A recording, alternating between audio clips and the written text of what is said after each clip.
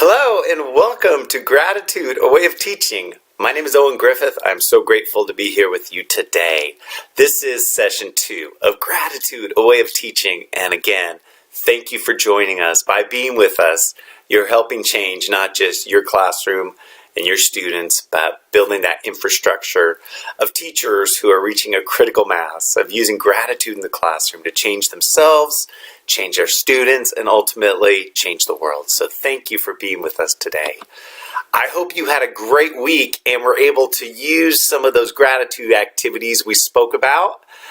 If not, just try this week. And I would encourage you to maybe try a new one to supplement the one you're doing. Or if it's working well, stay with it. That's okay too. Whatever works for you. Just explore it because we really want to work this for a while. Because in 2 weeks, in our next session, session 3, we're going to be giving the gift of gratitude to our students. So if you can tell them about how you've been using it, then it will be that much more powerful when we give it to them. So I hope that you were able to read chapters, the introduction and chapter 1, in Gratitude, a Way of Teaching. This is the text we're going to be using, and it's still available with the discount if you haven't got it yet, so try to get that. I'm putting the answers to the discussion questions in our session comments and notes below. If you have any questions about them, please make sure to put it in there. I'll be moderating that and checking that, and I want to hear the victories and also the challenges. You know, it's part of establishing this network. We support each other, and we learn from each other, and we can grow from each other. Also, we'll have those links to the gratitude activities on gratefulness.org.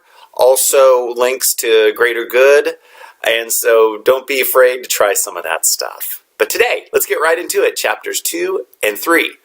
Chapter 2 in the book is Challenging the Culture of Complaining, and chapter 3 is Materialism and Entitlement versus Gratitude. So I'll start with chapter 2. Now, here's a good question to start with. Why do people complain so much? Have you noticed that in our society? It seems people complain a lot. And in schools, educators, just walk into any teacher's lounge and you'll see how much the culture of complaining really seems epidemic.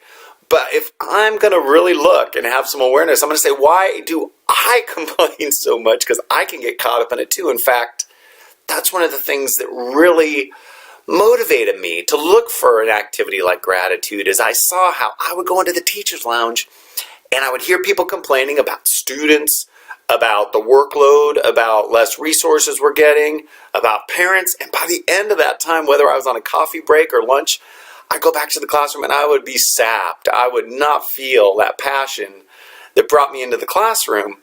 So I really thought about this and, I came up, there's 3 activities today we're going to be talking about to really combat this. But let's look at complaining.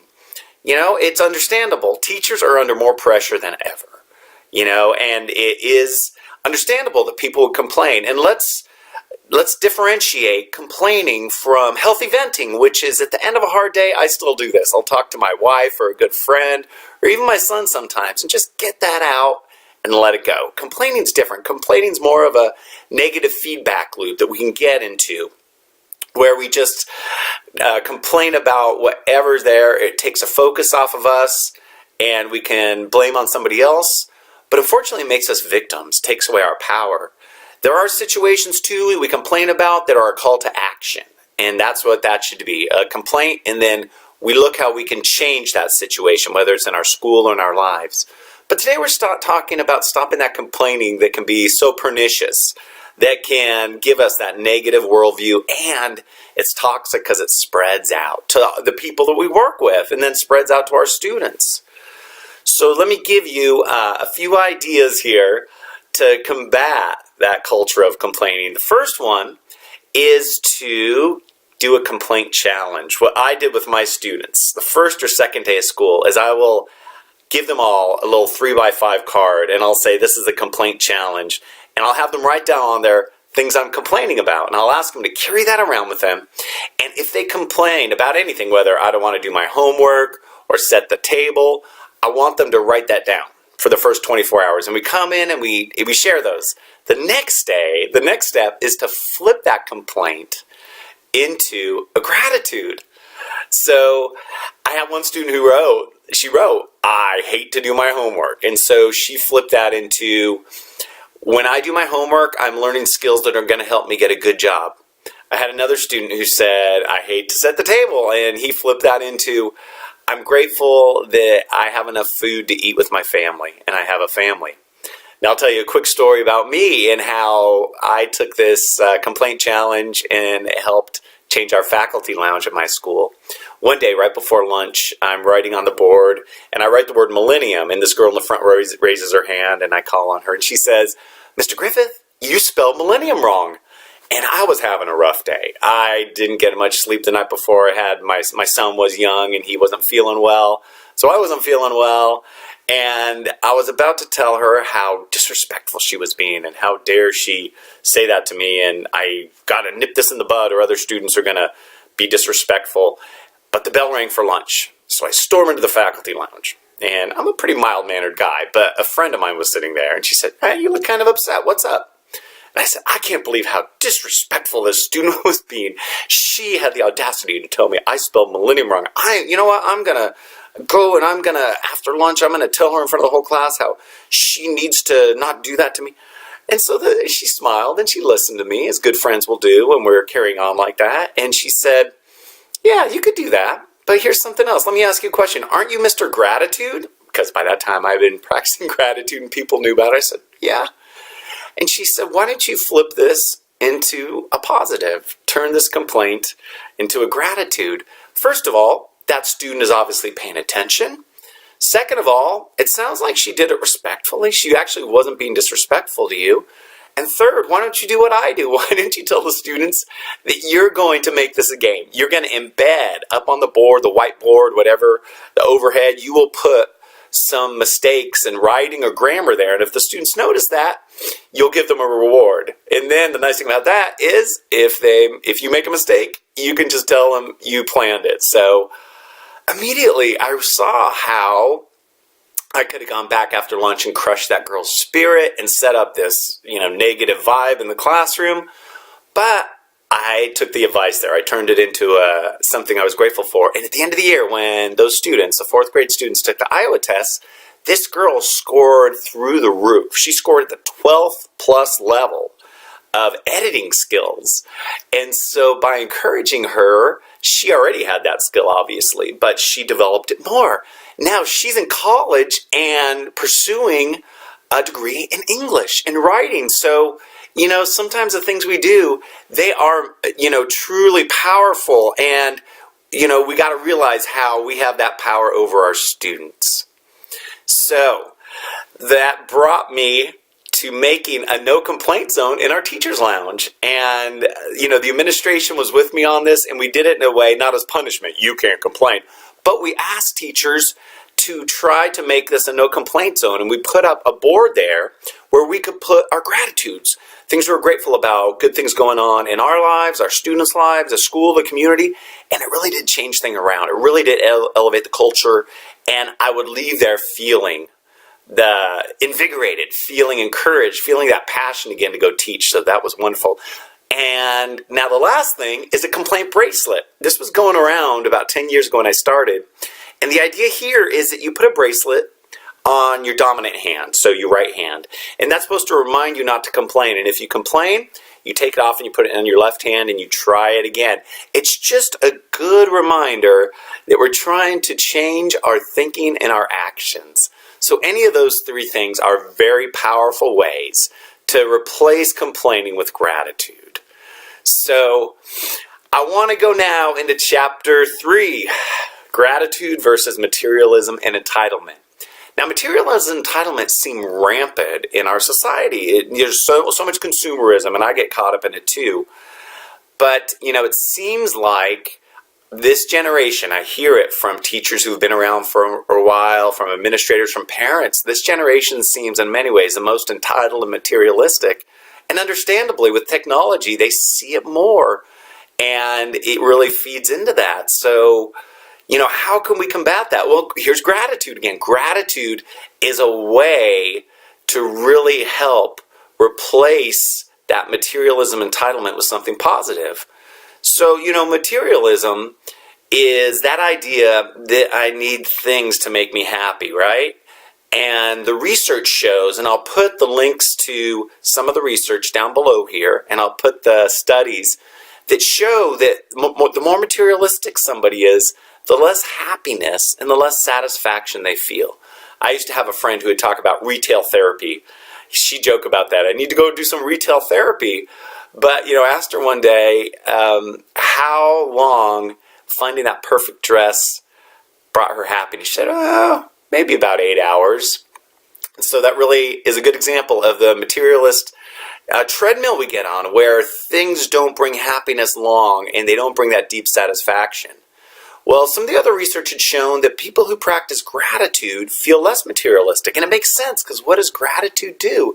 It is a pro-social activity. It helps us connect with other people. It helps us be grateful for what we have, our relationships, and even the material things we have, we're grateful for them, so we don't feel that hole inside we need to fill. Entitlement then says, I have the right to have all this stuff and have it right now. I need the latest iPhone and I deserve it. And of course, those go together. Again, if people are grateful, they will feel less entitled. So how do we do this? Well, it's really interesting. The first year I practiced gratitude with my students, it was their idea. A student one day put his hand up and said, if we're grateful, Mr. Griffith, shouldn't we show this? Shouldn't it be an action? I said, of course. I'm glad that they came to it, but I heartily agreed with them.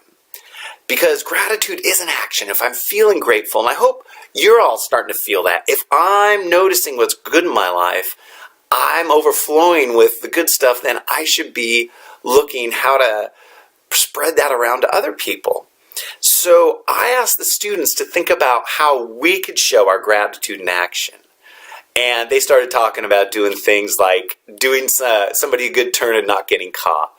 Like, one girl vacuumed her house when her family was shopping and didn't tell anybody, and she said how good that made her feel.